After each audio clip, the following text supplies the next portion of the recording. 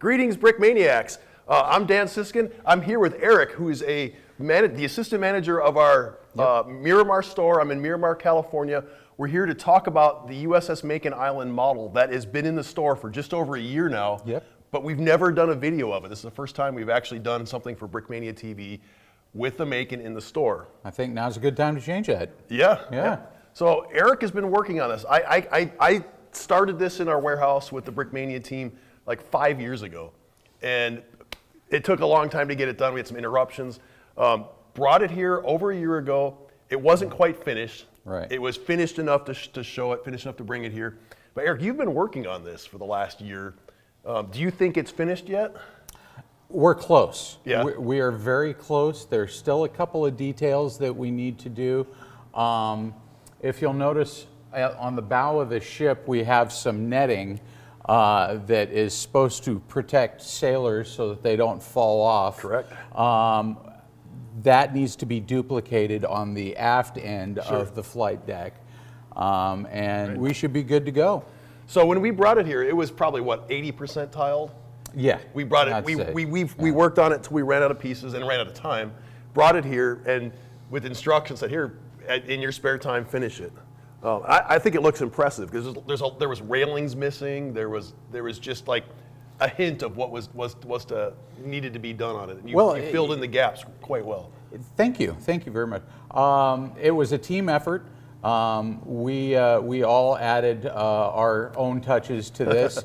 It was kind of amusing though that when we received the ship, the amount of work just to set it up here was like, wow, this is almost done as it is. But the more we started looking at photographs and looking at the details, I was like, wow, there still is a lot to do. Yeah. We got the big picture done. We didn't get the little details. That was something that we definitely left for future date.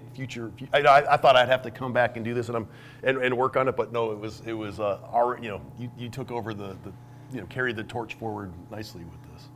So well, like I say, it was a team effort, and we've had a lot of fun working on this project. It's definitely been a labor of love, and I am glad that it's here and that sailors from the ship, including a few of the officers, have been able to come in, check it out, and gawk over something this cool. Right, when George and I drove this down here from Minneapolis, the Makin itself, the real Makin, was leaving port.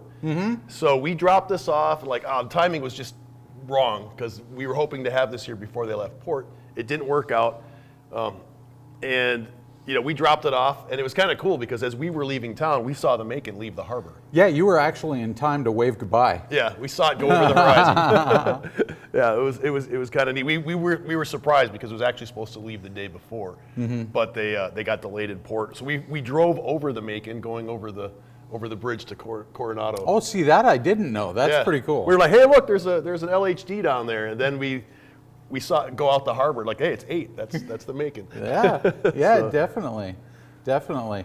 I feel like just in railing alone, completing the catwalks and everything, I mean, it seems like I've cut over a mile of that flex tubing. But boy, did it turn out looking good. Oh, it looks great.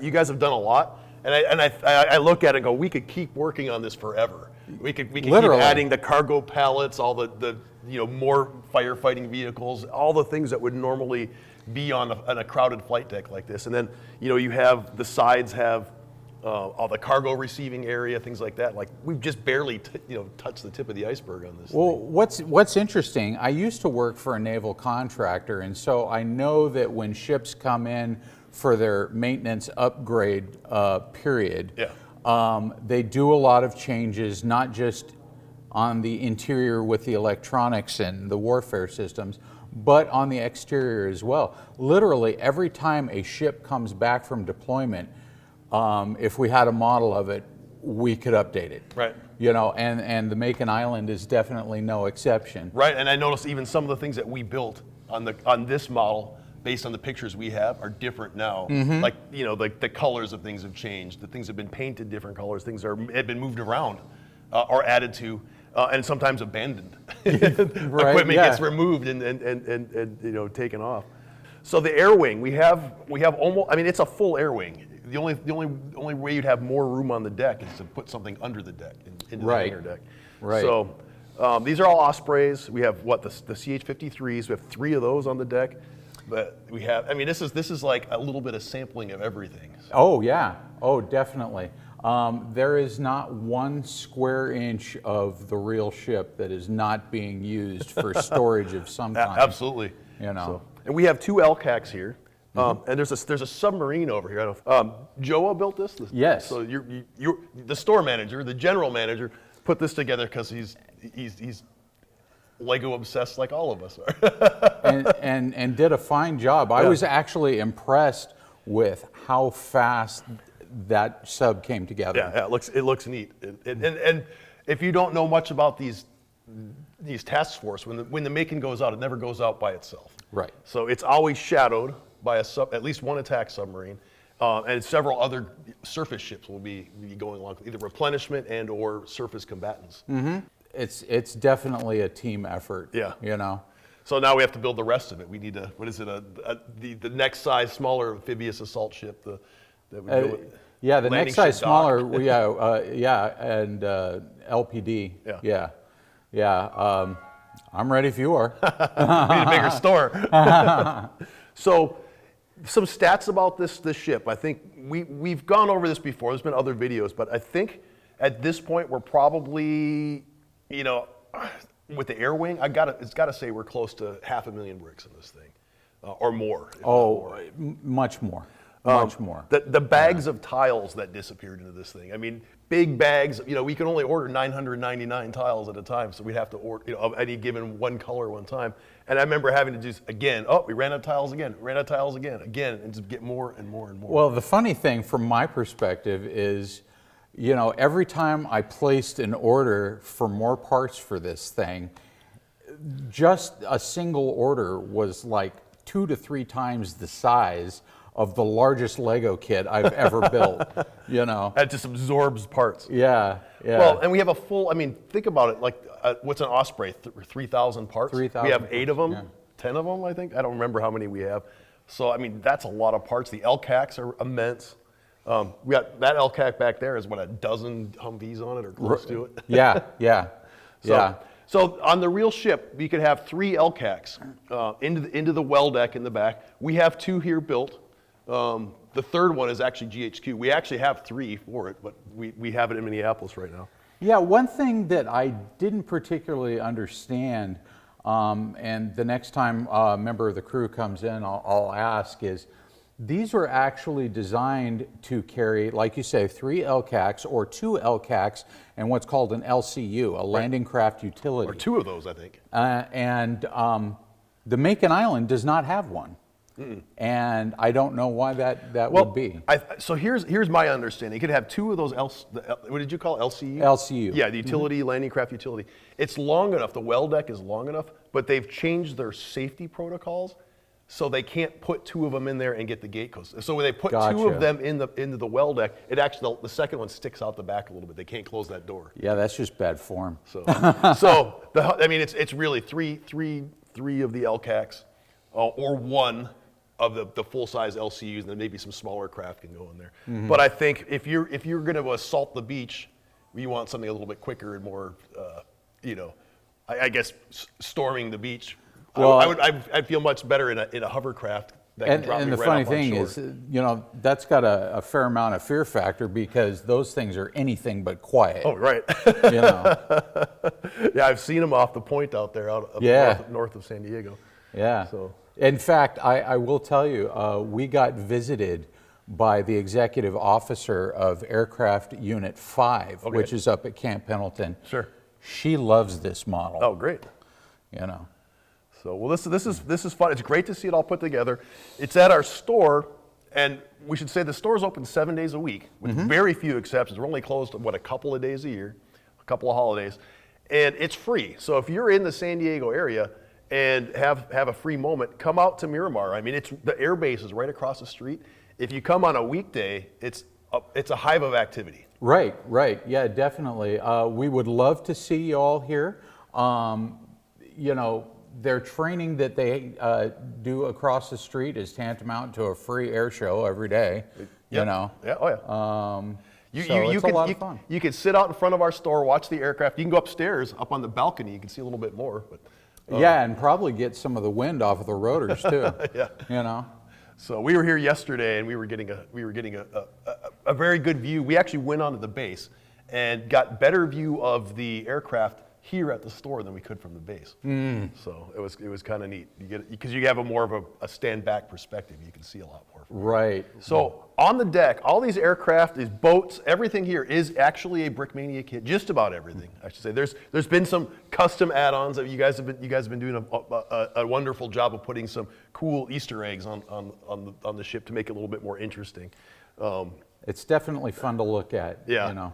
But they're all kits. These are all Brickmania kits. Almost all of them are in a stage of being redone. So at this point, we don't have an Osprey, not a Marine Corps Osprey. We don't have a CH-53. But the exciting thing is, over the next year, every one of these kits is going to get a relaunch. So, and that will make a lot of people very happy. We get a lot of questions here at Miramar about, wow, this is cool, when can I get one, kind of thing. So the good news is soon. Yeah. And we'll have lots more sailors, lots more, minifigs that are Makin Island appropriate, Navy appropriate, San Diego appropriate. They will be here. I mean, we're working up with the guys up in Norfolk too. So it's definitely definitely something that's in our wheelhouse, and definitely something that we want to keep pursuing. So everything you see here is either in a state of it's going to happen again or it's already underway. So nice. Nice. And Very nice. the LCACs were just recently reoffered. And we'll do that again. We still have the license. We're still going to keep offering those. It's just, you got to jump on those because it's not something we want to have on the shelf. Right. But you guys have one, don't you? Yes, we do have one. You're right the over here. only store with an LCAC. No kidding. Yeah, we didn't make them for the other stores. So if you wanted to walk into the store today and buy an LCAC, you could. But you couldn't go to GHQ. You couldn't go to the other stores. It's only in Miramar. Well, anything you want to show off while we're mic'd up and talking about it? Well, just looking at the amount of minifigs that we have on this ship and what we've got them doing. We've got the creature from the Black Lagoon below there. Of course. And, there's so many fun things to look at. Is that Evel Knievel? Oh, yes. Yeah. Oh, yes. Yes, and he must have had to pedal really hard to get that bike that far. Right. I built an aquarium that you don't see unless you're looking directly at it, that is right here. Yeah. I was wondering what was under there. Yeah, that's got Dory and Nemo from Finding Nemo in there. Looks like you guys have put some of the local squadron tails on the Ospreys here. Yes. Joa did that, and it was a great move because a lot of people that work across the street have noticed and feel really good about the fact that we're recognizing their work. That's great. Well, we certainly are. This is a tribute to the folks at Miramar and throughout the naval installations and the Marine Corps installations all over the Bay Area. So, yeah. The San Diego Bay Area, I should say. Definitely. But like I say, it's been a lot of work. It's been well worth it. We're very proud of how this has turned out.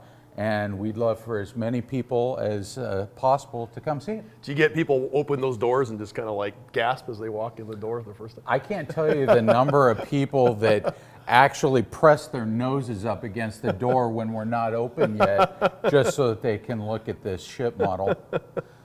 Well, that's cool. Well, I'm happy to see it. I'm glad it's here. Glad everybody's able to enjoy it. Yeah. So that's why we build these things. Definitely. One thing I should mention is that ships like this big mega projects, we've been doing a couple lately, they are made possible by the plank owners. And plank owners are people who actually contributed financial backing for projects like this. On this particular model, there was dozens of plank owners, basically people who pitched in, contributed various amounts of money to make the Makin Island possible. All along the waterline of the model are the plank owner tiles. We learned the hard way doing this ship that you probably shouldn't put them on the ship itself because they're so small and so hard to see. So maybe we'll end up having to print out another set of plank owner tiles, or someday we'll climb down there and pull them all off, put them on a plaque like we did for the Samuel B. I think Roberts. that's a good idea. I mean, I've spent enough time on the floor working on the hull that I've seen them all, Yeah. but you know, the average person might have a little bit of a problem. But we do call attention to them. Yeah. You know, when people ask, What is how that? were you able to build such an immense model here? It's like, well, Thousands you of know, dollars of our supporters' we money have went into all building kinds of help. Yeah, you know? we did, and I appreciate that, and we'll be doing that again. So future models like this, we'll be doing plank owner campaigns. So look for that as something that Brickmania does. We super appreciate it. We're happy to have it, you know, this in here. And the only way that it's possible is to have that sort of support from our community. So Absolutely. we appreciate it, and definitely thank you everyone who's contributed to this model. We definitely thank all of the donors because the materials to build this model were plentiful and they cost, and without everyone's help, this would not have been possible. Right, right. There was a huge number of bricks. The inside of this thing was probably all recycled bricks from previous builds, but the surface, there's no way we had that many gray Lego. Oh, pieces. gosh, no.